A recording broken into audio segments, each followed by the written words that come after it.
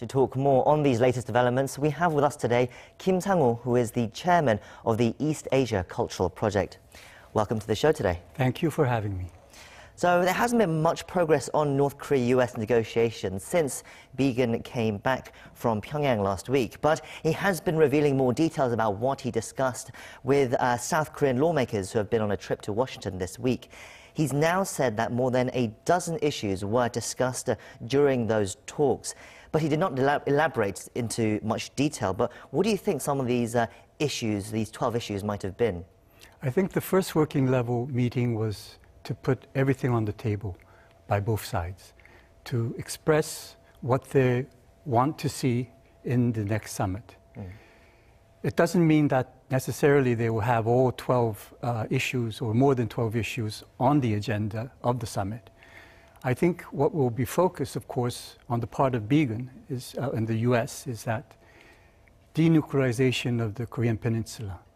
Although it's on the third of the four agreements during the Singapore summit, Biegun has made it clear that it would be on the top priority list of their next summit. So something specific in regards to the denuclearization of the Korean Peninsula must come about in order to avoid the criticism that was shown to the Singapore summit agreement being too vague and broad. But you say he laid out, that's also what Stephen Biegun said.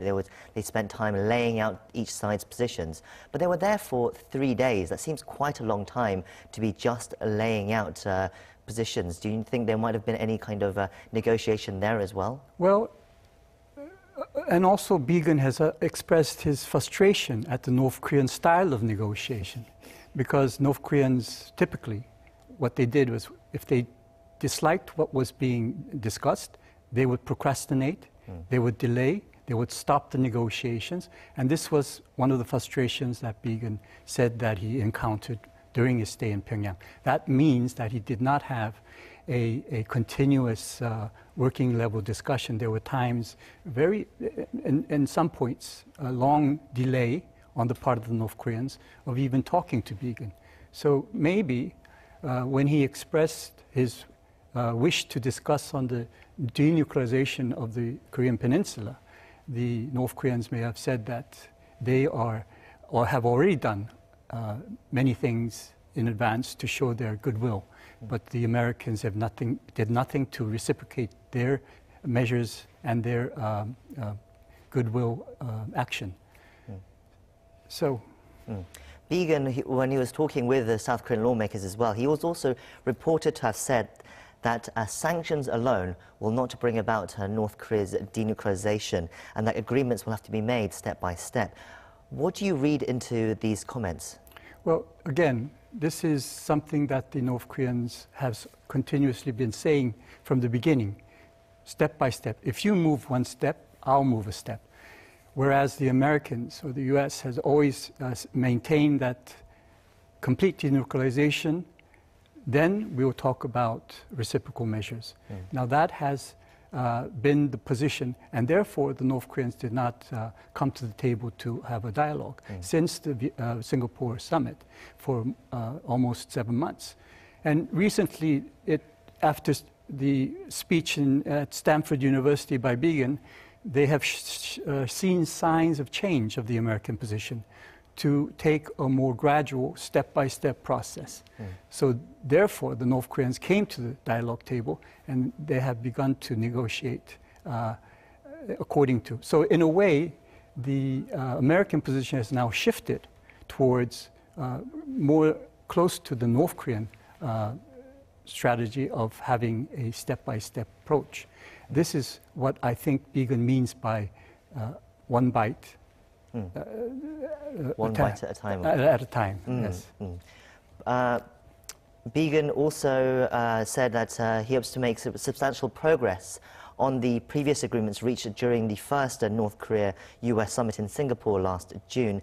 Let's take a quick look on the screen at the declaration that was made specifically on the 4 points, the 4 key steps that they agreed to take, which Stephen Biegun described as the 4 pillars. So, number 1, they agreed to establish new relations to achieve peace and prosperity for both peoples. Number 2, they pledged efforts to build a lasting and stable peace on the Korean Peninsula. 3, they reaffirmed the Panmunjom Declaration made by the 2 Koreas in April last year and where North Korea pledged to work towards complete denuclearization.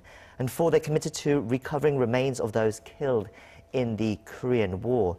Now, we know that they did return some of the remains that they found on the border to the U.S., but how much of the other parts of this agreement, of the Sentosa Declaration, as it's so called, have the 2 sides carried out so far, and what do they need to work on next?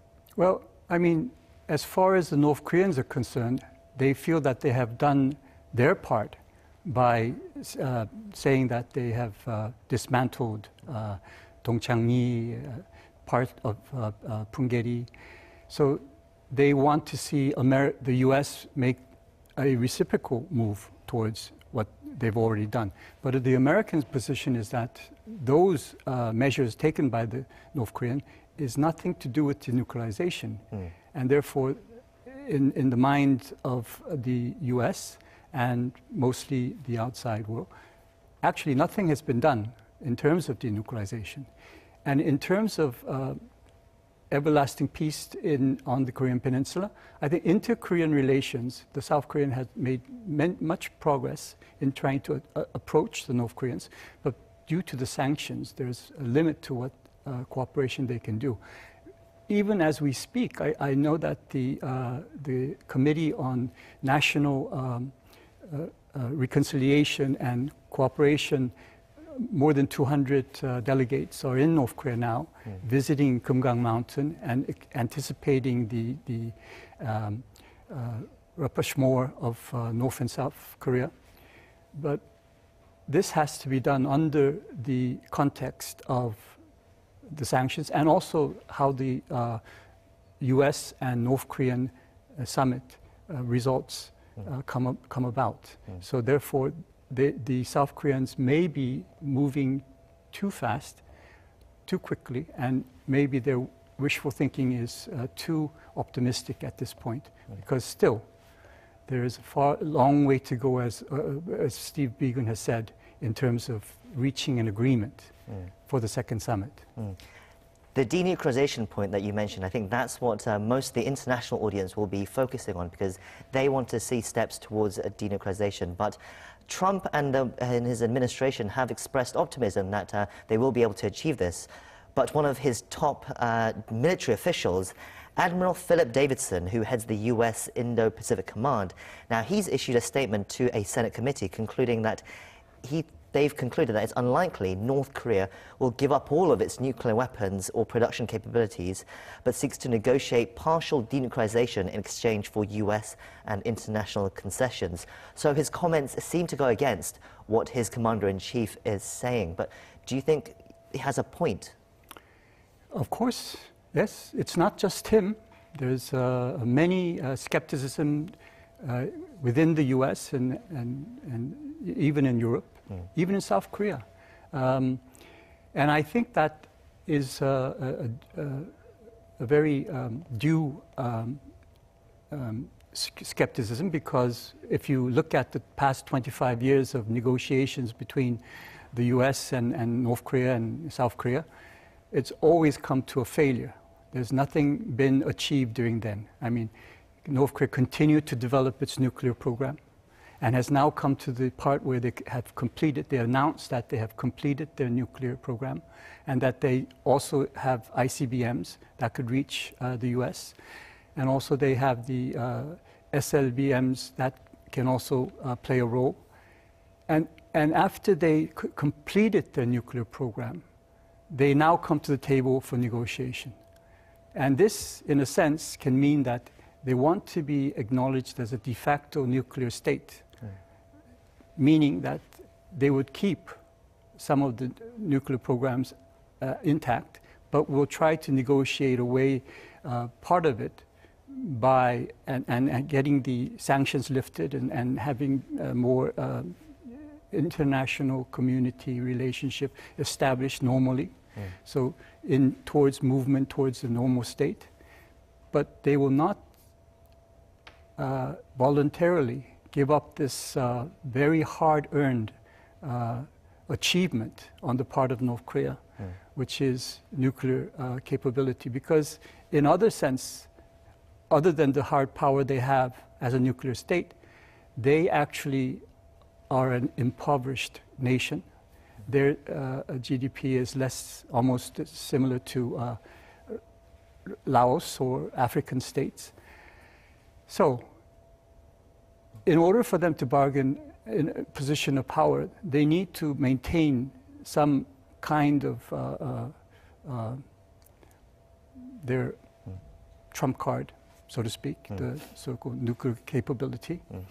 And it's hard for us to imagine that they will give that easily up.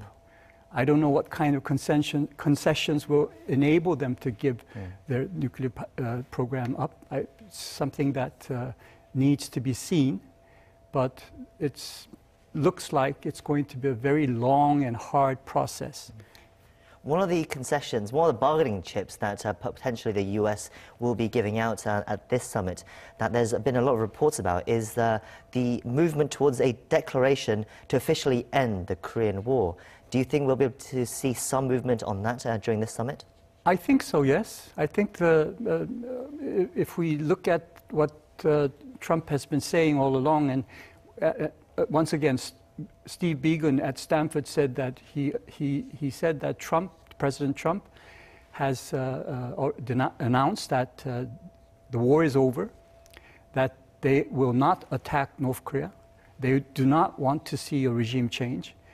So they have more or less said that the Korean War is over. And therefore, I do not see why not the U.S. President Trump and the current administration will not give this away as a symbolic gesture, but it has serious implications and consequences at the same time. And as I started now, there are only 2 weeks left until this second North Korea-U.S. summit. And another round of working-level talks are expected to take place in the next few days. But do you think that's enough time to get everything in place for this summit in just 2 weeks? You could always wish for a miracle, but in reality, I think it's not enough time. I think it's a North Korean strategy to give as little time as possible and put a lot on the table and very tough negotiators. And in a way, I think, why be cornered in this time frame if we do not think there will be a substantial agreement reached for the next summit? They can always be postponed. I don't know why that cannot be an option. Should we temper our expectations for this summit and maybe expect more meetings and more summits in the future? I think the more the better. There should be more meetings and more, because at the end of the day, the fundamental problem between the two sides is mistrust. Well, I think that's where we'll wrap things up here. Thank you for coming on the show today. It's been great to get your insights. Thank you.